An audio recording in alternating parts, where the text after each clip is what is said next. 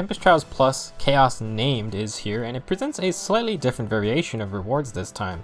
As usual, if you make it all the way to the end at 50,000 points, you can grab 42 orbs, 10,500 feathers, and 80 sacred coins. You can also get one wind blessing this time at 12,500 points.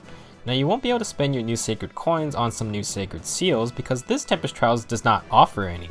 Instead, you can earn one copy of the first 6 Tempest Trials reward units, and for added nostalgia, the maps for this Tempest Trials includes all the final maps for those 6 units. Seeing the first Tempest Trials map brought back some bad memories, and with the new Micaiah as the final boss for this round, I'm sure many units will be lost thanks to her dancing abilities. Anyway, completing at least up to 20,000 points, you will get a 4-star copy of Masked Marth, Tobin, Clive, and Arden. You can then get one 5-star copy of the Black Knight and Joshua. So since there are no new sacred seals to discuss, I thought it would be appropriate to talk about each unit a bit since newer players could never have gotten some of these heroes. So Masked Marth has appeared a lot and comes with a more offensive stat line with 34 attack and 36 speed. As an infantry sword unit, that's not too bad. Unfortunately, Masked Marth comes with no skills besides Falchion, so if you intend to use him, you will need to inherit some skills. I do want to mention that Masked Marth's Falchion can be upgraded for 200 Divine Dew to receive a new effect. It's still effective against dragons, but improves its healing effect to the same as Renewal 3. The special effect grants plus for all stats when Masked Marth is next to an ally during combat, and this is relatively simple and straightforward. Players who have merged Masked Marths would love even more stats with this upgrade. However, Masked Marth can also pick a side grade or evolution for Falchion. I forgot to mention this last time, and thank you for those in the comments who reminded me. For 150 Divine Dew, you can get the Sealed Falchion, which is originally wielded by Exalted Chrom. Sealed Falchion is still effective against dragons, but loses its renewal effect altogether. Instead, if the user is not at full HP at the start of combat, then you gain plus 5 to all stats. So this effect is quite scary since Fury is a common skill to pair with it. After one round of combat, Masked Marth will have in total plus 8 to all stats with Fury and Sealed Falchion active. Now since new players are getting access to these reward units, I wanted to share very simple and cheap build options for each unit, and will mostly use what they already come with by default. Unfortunately, Masked Marth is an open canvas, so it will require some work and a whole lot of SP to get him a full build. He should mostly be built with offense in mind, but can support the team with healing thanks to Falchion. Some super simple offensive skills include Darting Blow A skill and either Moonbow or Luna as his special. To offer some team support, you can use Renewal 3 and either a Reciprocal Aid or Ardent Sacrifice as the assist skills to share HP with teammates. Since Masked Marth is a common Tempest Trials bonus unit, this is a nice way to bring healing for the multiple stages without having to bring a healer. Now since Masked Marth can get a Falchion upgrade, I do think 5-starring him is worth it, especially since Falchion is a dragon killer weapon. This is only really relevant if you've never gotten Masked Marth before, since otherwise players should already have a 5-star copy from past events. Moving on to the legendary Tobin, he is also an infantry sword unit, and unlike Masked Marth, packs a lot more defense in his stats. 46 HP, 33 defense, and 26 resistance is actually pretty solid, but his below average 27 speed means he is going to take more hits. Tobin comes with an Armor Slayer, which is actually quite good for Arena. His assist is Pivot, his A skill is Attack plus 3, and his B skill is the rather lackluster Seal Speed. Tobin can run a very cheap anti-Axe armor build. You don't have to upgrade his Armor Slayer, but I would recommend it since he is getting the extra attack and potentially access to the ability to nullify all armor unit buffs. For Tobin, if you give him Axe Breaker, he will be able to start racking up kills on the many green arm units in the game. A special like Luna can help with red or maybe blue arm units as well, and his Sacred Seal can be attack plus 3 or something like close defense. Another cheap build would be Triangle Adept and Swordbreaker, but it does mean Tobin won't be able to deal with blue arm units very well. Now unfortunately, I don't really think Tobin is worth using with a cheap build if you're going to 5-star him. Previously we got him already 5-starred, and that has a lot of value, especially since new players aren't going to want to spend 20,000 feathers for just another sword unit. This type of budget build can be applied to tons of other sword infantry units, and you may want to invest in them more than Tobin. It's all up to you really. Next on the list is Clive, who is in a very similar position as Tobin. Clive is a Lance Cavalier with a good 45 HP and 32 defense, but also comes with below average speed. His base kit includes a Silver Lance, which is kinda boring, and honestly should just be changed for a Slaying Lance if anything. His special is Escutcheon, and his A skill is Defense plus 3, both of which at least complement a defensive playstyle. Unfortunately, Hit and Run is a mostly offensive skill, and Clive's offensive capabilities are rather neutered by his not so great speed stat. So following the idea of a defensive playstyle, you can build around that. Assuming you 5-star him, you can refine the Silverlands with +4 defense and +5 HP. Use Bonfire for his special and add Quick Riposte to make sure Clive can at least have a strong enemy phase. Defense +3 with the close defense Sacred Seals are nice finishing touches. As I mentioned, Clive is similar to Tobin in that as a 4-star he really doesn't offer much to earn that 5-star promotion.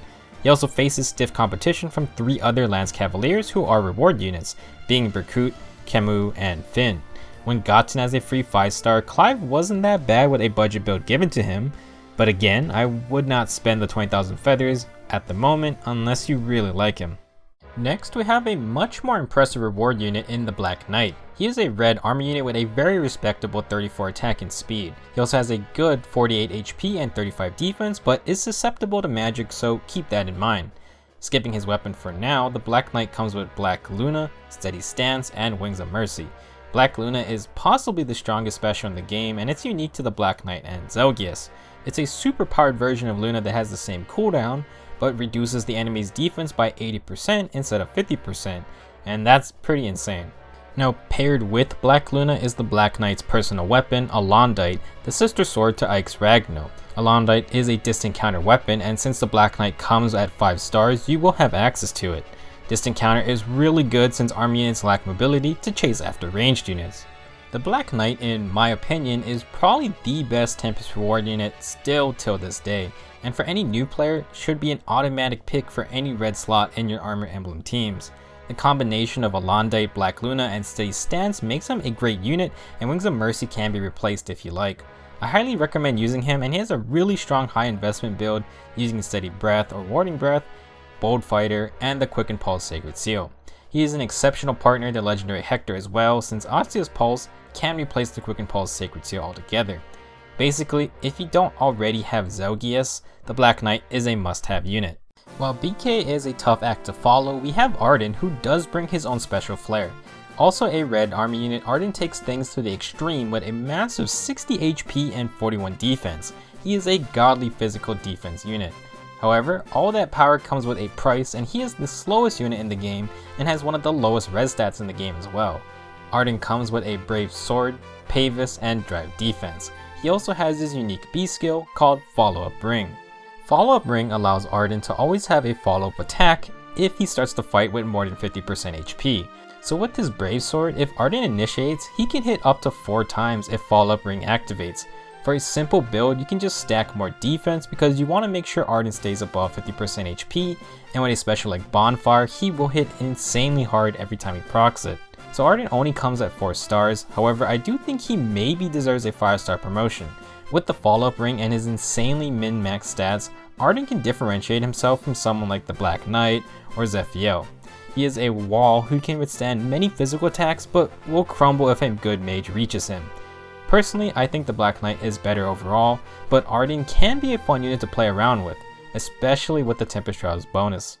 On to our last character, we have Joshua, another red infantry sword unit. He has an average 40 HP and 31 attack, and while 30 defense isn't crazy, that's not bad for a 35 speed unit.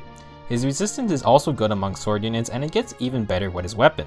Again, skipping his personal weapon for now, Joshua comes with Moonbow and then 2 really rare skills. Close defense is very good and hard to get in the A slot, and Windsweep is only on one other unit in the game. If anything, Joshua is good just for the skills he has to offer. His weapon, Odd Huma, grants special cooldown -1 and also +5 resistance, putting him at a very good 33 res. While the extra resistance might not be liked by everyone, it can come in handy and it's a nice bonus. So Joshua has a very balanced set of stats with an above average speed and resistance stat. With close defense, he is actually a pretty good unit who can fend off dragons, although his damage may need some assistance. Close defense is a nice skill to keep, and while Windsweep can be annoying, it doesn't really make Joshua a super good unit by any means.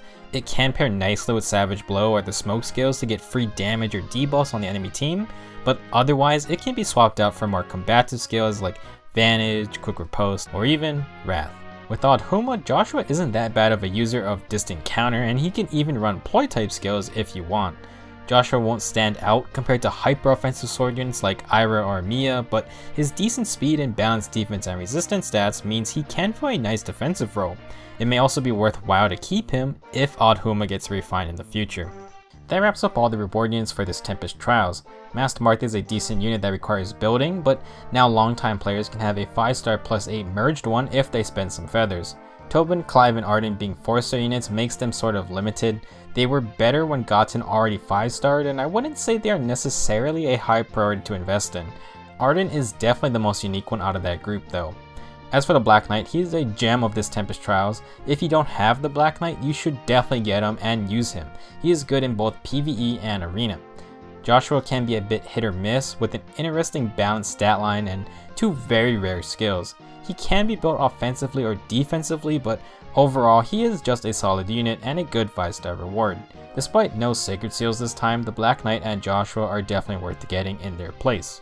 Hope you guys enjoyed this video, and since I've been gone for a bit, I do want to announce that the next video will most likely be about the Asker Trio and their new upgraded weapons. I was hoping to finish that video earlier, but stuff happened, plus that video is going to be a lot longer than most videos I do. There are so many things I want to talk about, and I was having trouble trying to condense it all down. I don't want that video just ending up being an hour long.